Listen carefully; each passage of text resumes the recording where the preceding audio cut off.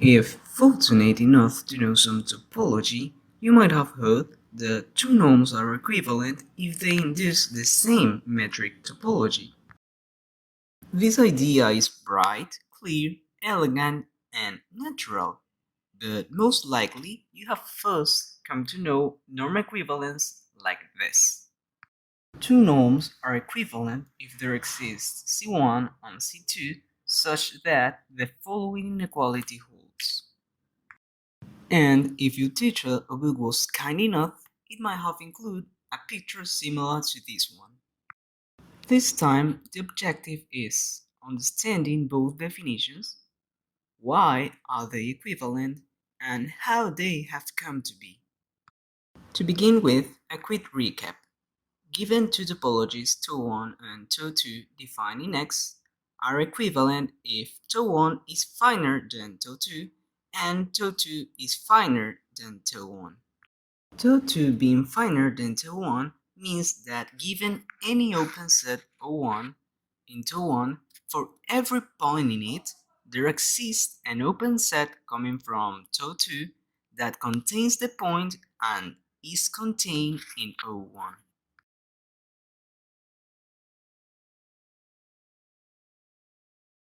Similarly, tau1 being finer than tau2 means that for every open set O2 in tau2 and for every point in it, there exists an open set O3 from tau1 such that O3 contains the point and it's contained in O2.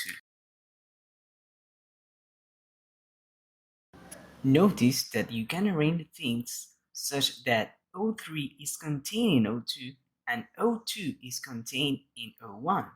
This will be important later. Now, regarding our case, in a known vector space, its norm induces a metric in it from the norm of the difference between two vectors. And this norm defines the topology of open balls. The construction of the basis elements are illustrated as follows. Given a center x and a distance, use your compass around x. You must realize that different norms may not look similar. As a result, we could have an square compass. Let's see what happens when we apply the definition of equivalent topologies to the topologies induced by the two norms. First, we choose a center. Draw O3 around it.